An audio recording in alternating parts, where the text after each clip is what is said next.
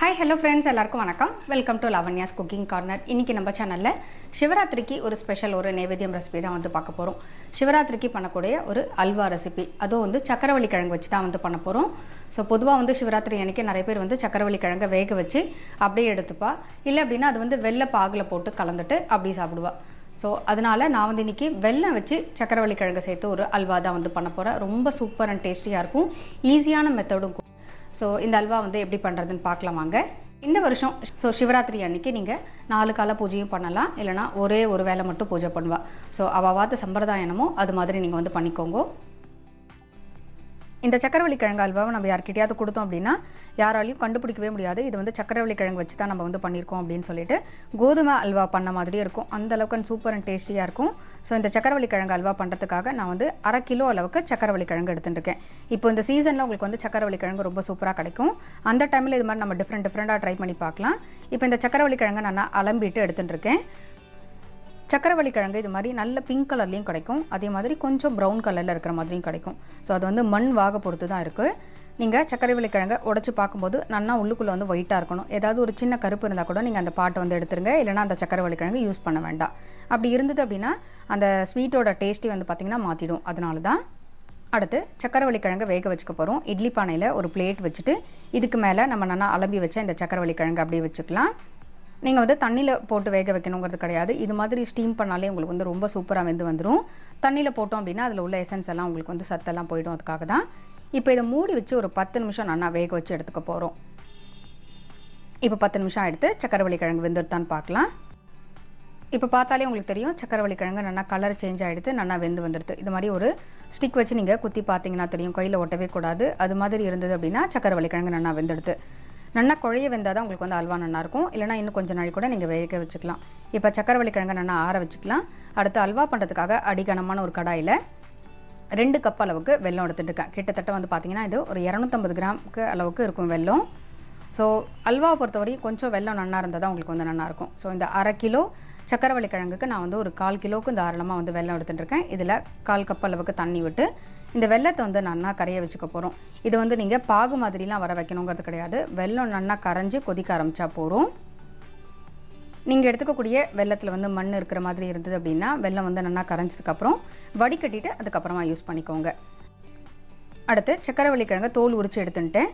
சக்கரவள்ளி கிழங்கு வந்து பார்த்திங்கன்னா நல்லா இந்த அளவுக்கு குழைய வந்து உங்களுக்கு மசிஞ்சிருக்கணும். நான் இப்போ வந்து உங்களுக்கு ஒன்று எடுத்து கட் பண்ணி காமிக்கிற பாருங்கள் கையால்.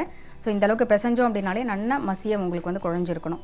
இது வந்து மிக்ஸி ஜாரில் சேர்த்துட்டு லைட்டாக வந்து ஒரு பல்ஸ் கொடுத்து நல்லா அரைச்சி எடுத்துக்க போகிறோம். தண்ணிலாம் எதுவும் விடணுங்கிறது கிடையாது. நல்லா உங்களுக்கு வந்து கொஞ்சம் க்ரீமியாக இருக்கணும் அப்படிங்கிறதுக்காக தான் வந்து அரைக்கிறோம். இப்போ இதை வந்து அரைச்சி எடுத்துட்டாச்சு.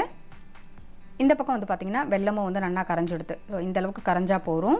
பாகுலாம் இதுக்கு வந்து பதம் வேணுங்கிறது கிடையாது, வெல்லம் கரைஞ்சாலே உங்களுக்கு வந்து சரியாக இருக்கும். இதில் நம்ம அரைச்சி வச்ச இந்த சக்கரவள்ளி கிழங்கு வந்து சேர்த்துக்கலாம்.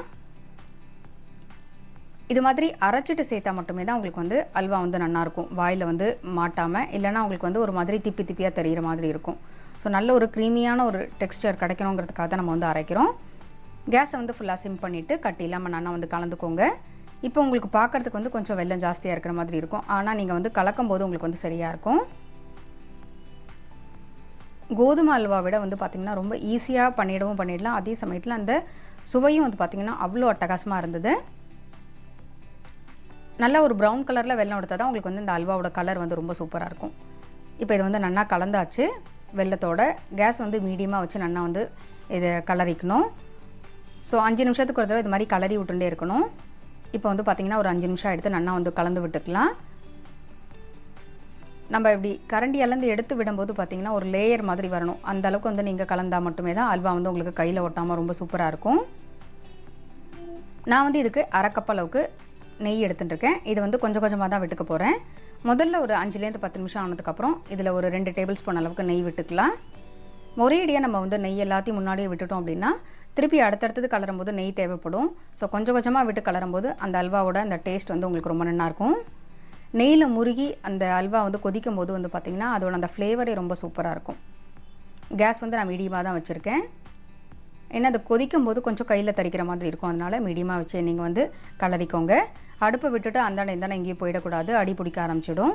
ஏன்னா இது வந்து கிழங்கு அப்படிங்கிறதுனால கடாயில் வந்து ஒட்டிக்கும். அதனால் நீங்கள் வந்து அடிகனமான ஒரு கடாய் எடுத்துக்கோங்க.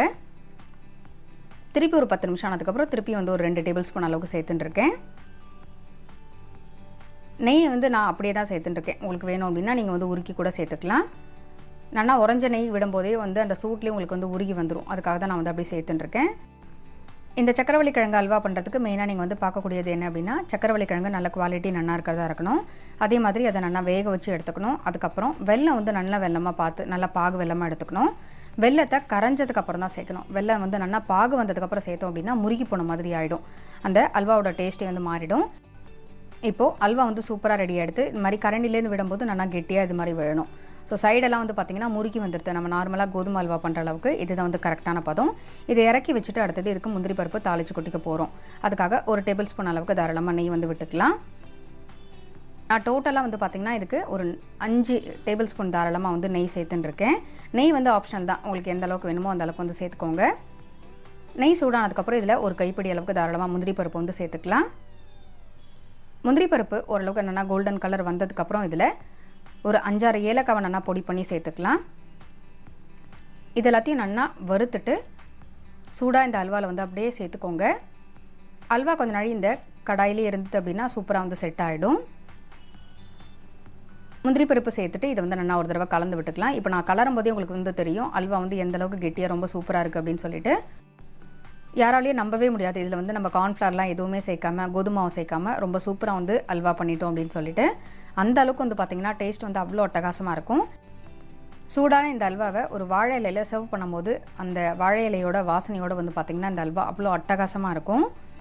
ஸோ நான் கொஞ்சமாக உங்களுக்கு வந்து எடுத்து காமிக்கிறேன். எந்த அளவுக்கு அல்வா வந்து சூப்பராக கையிலேயே ஒட்டாமல் எந்த அளவுக்கு உருட்டுறதுக்கு வருதுன்னு பாருங்கள். நெய் நிறையா விட்டதுனால அவ்வளோ பார்க்குறதுக்கும் நல்லா க்ளாஸியாகவும் இருக்கும். அதே சமயத்தில் சாப்பிடும்போது அப்படியே தொண்டைக்குள்ளே டக்குன்னு உங்களுக்கு வந்து அப்படியே வழுக்கிட்டு போகிற மாதிரி இருக்கும். அந்த அளவுக்கு ரொம்ப சூப்பர் அண்ட் டேஸ்டியாக இருக்கும்.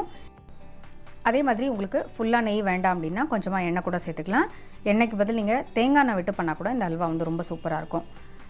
வெல்லம் வேண்டாம் அப்படின்னா நீங்கள் வந்து கல்கண்டு சேர்த்துக்கலாம். பெரிய பெரிய கல்கண்டு சேர்த்து பண்ணால் கூட இந்த அல்வா வந்து ரொம்ப நல்லாயிருக்கும். சக்கரவள்ளி கிழங்குல வந்து பார்த்திங்கன்னா நிறைய விதமான ரெசிபீஸ் வந்து பண்ணலாம். சக்கரவள்ளி கிழங்கு கறி பண்ணலாம். அதுக்கப்புறம் சக்கரவள்ளி கிழங்கு போட்டு வத்த குழம்பு வைக்கலாம். ஸோ இது மாதிரி நிறைய விதமான இருக்குது. அதுக்கப்புறம் வந்து பார்த்திங்கன்னா சக்கரவள்ளி கிழங்கு போட்டு புட்டு பண்ணலாம். ஸோ நம்ம அந்த குழா புட்டு பண்ணுவோம் இல்லையா, அது மாதிரியும் பண்ணலாம். அதுக்கப்புறம் குலாப் ஜாமுன் பண்ணலாம், அல்வா பண்ணலாம். இது மாதிரி நிறைய விதமான ரெசிபீஸ் வந்து பார்த்திங்கன்னா சக்கரவள்ளி கிழங்குல பண்ணலாம். ஸோ இதில் one of the simple and ஈஸியான ஒரு மெத்தடில் தான் நான் வந்து உங்களுக்கு இன்றைக்கி சக்கரவள்ளி கிழங்கு அல்வா எப்படி பண்ணுறதுன்னு செஞ்சு காமிச்சேன். இந்த வருஷம் சிவராத்திரிக்கு நீங்கள் எல்லோரும் இந்த சக்கரவள்ளி கிழங்கு அல்வாவை ட்ரை பண்ணி பாருங்கள். ட்ரை பண்ணி பார்த்துட்டு உங்களோட ஃபீட்பேக் வந்து எனக்கு சொல்லுங்கள். இந்த வீடியோ பிடிச்சிருந்தது அப்படின்னா உங்கள் ஃப்ரெண்ட்ஸ்க்கு ரிலேட்டிவ்ஸ்க்கும் ஷேர் பண்ணுங்கள். மறக்காமல் நம்ம சேனலை வந்து சப்ஸ்கிரைப் பண்ணிக்கோங்க. மறுபடியும் அடுத்த ஒரு வீடியோவில் உங்கள் எல்லோரும் சந்திக்கிறேன். நன்றி, வணக்கம்.